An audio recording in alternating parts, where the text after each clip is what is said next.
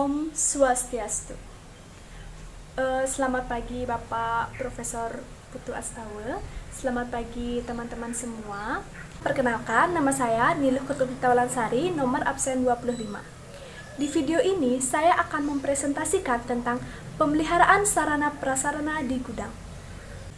Adapun topik pembahasan pada bab 6 ini yaitu bagaimana pemeliharaan sarana dan prasarana di gudang, macam-macam perawatan sarana dan prasarana gudang, tujuan dan manfaat perawatan sarana dan prasarana gudang, bagaimana manajemen perawatan sarana dan prasarana gudang, dan bagaimana komputer maintenance management system. Yang pertama, bagaimana pemeliharaan sarana dan prasarana di gudang? Nah, sarana prasarana pergudangan yaitu yang pertama, sarana pergudangan dibedakan menjadi sarana teknis dan sarana administrasi. Sarana teknis terdiri dari rak gudang, rak tertutup, alas kaki atau palet, dan forklift truk. Yang kedua, sarana administrasi terdiri dari urat pengantar, formulir, dan berita acara. Sedangkan prasarana gudang dibagi menjadi dua, yaitu konstruksi gudang terdiri dari ruangan, pondasi, atap, pintu, ventilasi, ukuran, dan kunci pintu. Lokasi mudah dicapai oleh alat angkut, daerah bebas banjir dan kebakaran, fasilitas listrik dan air terjamin, jauh dari kamar hotel. Pemeliharaan perlengkapan adalah suatu kegiatan pemeliharaan yang terus-menerus untuk mengusahakan agar setiap jenis barang tetap berada dalam keadaan baik dan siap pakai. Yang kedua, macam-macam perawatan sarana dan prasarana gudang yaitu secara umum klasifikasi metode perawatan dan perbaikan dibedakan menjadi 4, yaitu yang pertama, time-based maintenance merupakan perawatan dan pemeliharaan yang dilakukan berdasarkan waktu operasi dari peralatan tersebut tanpa melihat kondisi peralatan tersebut sudah atau belum memerlukan pemeliharaan.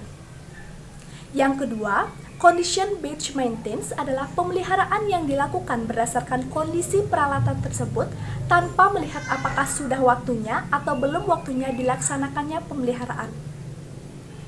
Yang ketiga, breakdown maintenance adalah pemeliharaan yang dilakukan terhadap suatu peralatan karena terjadinya kerusakan peralatan tersebut.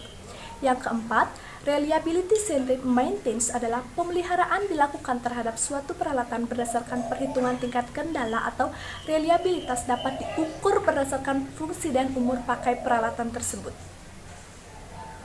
Namun, seiring perkembangan zaman, perusahaan juga telah mengembangkan metode perawatan sarana dan prasarana pergudangan yaitu yang pertama, berdasarkan tindakan yang diambil. Yang kedua, berdasarkan ada tidaknya jadwal perawatan dan pemeliharaan. Yang ketiga, berdasarkan urgensinya perawatan dan pemeliharaan. Yang keempat, berdasarkan tindakan meramal kapan kerusakan terjadi, dibedakan menjadi berdasarkan kreativitasnya, terdapat masalah dulu baru tindakan dilakukan. Berdasarkan ada tidaknya operator. Yang ketiga, tujuan dan manfaat perawatan sarana dan prasarana gudang. Tujuan dari kegiatan perawatan dan pemeliharaan adalah untuk meminimalkan total biaya perawatan dan biaya perbaikan. Secara detail, kegiatan perawatan dan pemeliharaan sarana dan prasarana memiliki beberapa tujuan yang mencangkup. Yang pertama, menjamin sarana dan prasarana selalu dalam kondisi prima, siap digunakan untuk mendukung proses bisnis dan berfungsi dengan baik. Yang kedua, memperpanjang umur pemakaian sarana dan prasarana atau peralatan yang digunakan dalam proses bisnis. Yang ketiga, menjamin kelancaran kegiatan produksi. Yang keempat, menjamin keamanan dan kenyamanan bagi para pemakai. Yang kelima, mengetahui kerusakan secara dini atau gejala kerusakan yang muncul sehingga tindakan perbaikannya dapat direncanakan dengan baik. Yang keenam, meningkatkan motivasi pekerja. Dan adapun manfaat perawatan dan pemeliharaan sarana dan prasarana, kegiatan perawatan dan pemeliharaan sarana dan prasarana yang dilakukan dengan baik di sebuah organisasi pabrik akan memberikan hasil dan dampak yang sangat baik bagi perkembangan pabrik. Manfaat yang dapat diperoleh dapat berupa manfaat langsung maupun manfaat tak langsung, diantaranya adalah sebagai berikut. Yang pertama, mengurangi terjadinya sarana dan prasarana mengalami breakdown atau berhenti beroperasi. Yang kedua, konservasi aset menjadi lebih baik. Yang ketiga, peningkatan ekspektasi umur peralatan dan komponen sehingga mengurangi penggantian dini terhadap spare part atau suku cadang sarana dan prasarana. Yang keempat, mengurangi biaya perawatan dan pemeliharaan dengan mengurangi kegagalan komponen lain akibat kerusakan yang lebih fatal, karena pada praktiknya komponen yang mengalami kerusakan akan menyebabkan komponen lainnya juga ikut rusak sehingga harus dilakukan penggantian. Yang kelima, menghasilkan produk dengan kualitas yang lebih baik. Yang keempat, bagaimana sih manajemen perawatan dan sarana dan prasarana? Pengertian manajemen perawatan dan pemeliharaan manajemen adalah proses perencanaan, pengorganisasian, pengarahan, dan pengencalian kegiatan untuk mencapai suatu tujuan dengan mengoptimalkan sumber daya yang ada secara efektif dan efisien. Sumber daya yang dikelola meliputi 7M, sumber daya manusia, man, modal, money, bahan baku material, peralatan dan mesin, metode dan tata cara kerja, methods, dan waktu manage.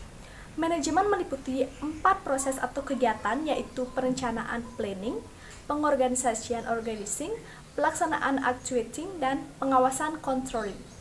Efektivitas merupakan landasan untuk mencapai tujuan dengan cara yang tepat berkenaan dengan derajat pencapaian tujuan baik secara eksplisit maupun implisit, yaitu seberapa jauh rencana dapat dilakukan dan seberapa jauh tujuan dapat tercapai.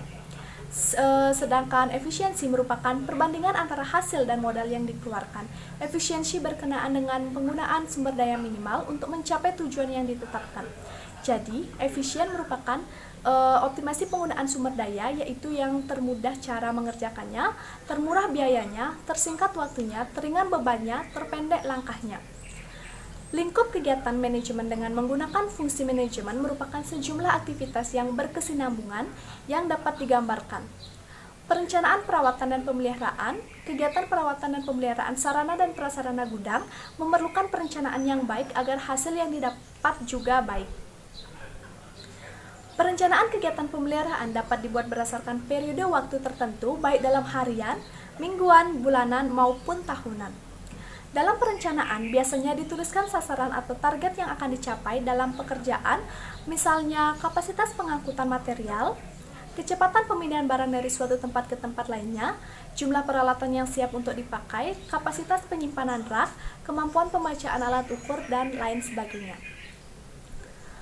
Dalam kegiatan perencanaan, perawatan dan pemeliharaan ada beberapa hal yang perlu disiapkan, diantaranya, pertama, informasi data aset sarana dan prasarana yang akan dilakukan tindakan perawatan dan pemeliharaan. Yang kedua, buku manual dari peralatan tersebut. Yang ketiga, hasil inspeksi dan sarana yang ada. Yang keempat, kondisi peralatan terakhir. Yang kelima, catatan kinerja sarana dan prasarana.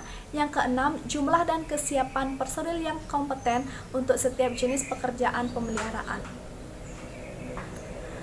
Yang kelima, bagaimana Computer Maintenance Management System? Nah, Computer Maintenance Management System atau CMMS merupakan sistem terintegrasi yang mencatat hal-hal yang berkaitan dengan permasalahan perawatan dan pemeliharaan. Dalam CMMS dicatatkan nama akses atau mesin, daftar pekerjaan maintenance planned dan unplanned maintenance, histori pemakaian sejak pembelian, histori kerusakan, total biaya yang dikeluarkan, spare part yang dibutuhkan untuk sebuah mesin, stok spare part yang ada sampai menghitung nilai MTBF, mean time between failure, dan MTTR, mean time to repair. CMMS juga bisa terintegrasi dengan sistem lain di perusahaan seperti ERP atau Enterprise Resource Planning pada manufaktur. Dalam hal ini, integrasi dengan data output mesin yang tercatat di ERP, sehingga pada output tertentu mesin harus di-maintain service, ganti spare part, data pemeliharaan spare part, jurnal accounting, dan lain-lain. Dari penjelasan di atas dapat dikatakan bahwa CMMS seperti namanya adalah sistem yang mendayagunakan computational system basis data untuk melakukan manajemen aktivitas perawatan dan pemeliharaan aset perusahaan. Untuk itu, tentu hal yang pertama yang harus dilakukan untuk menerapkan CMMS adalah standarisasi sistem registrasi aset. Mulai dari aset sistem service, misalnya kompresor service unit, power generation unit, equipment unit, maintainable unit, sampai spare part. Selain itu, assessment power research juga terregister dalam database CMMS, special tool yang tersedia, dan lain 89 sebagainya. Kemudian setelah itu tentu adalah sistem manajemen pekerjaan yang biasanya merupakan work order flow process yang mengatur bagaimana suatu alur pekerjaan perawatan dan pemeliharaan harus dijadwalkan, direncanakan, dieksekusi, ataupun ditunda dipasang pada CMS sehingga pekerjaan perawatan dan pemeliharaan dapat dikelola dengan baik. Baik, sekian presentasi dari saya. Terima kasih.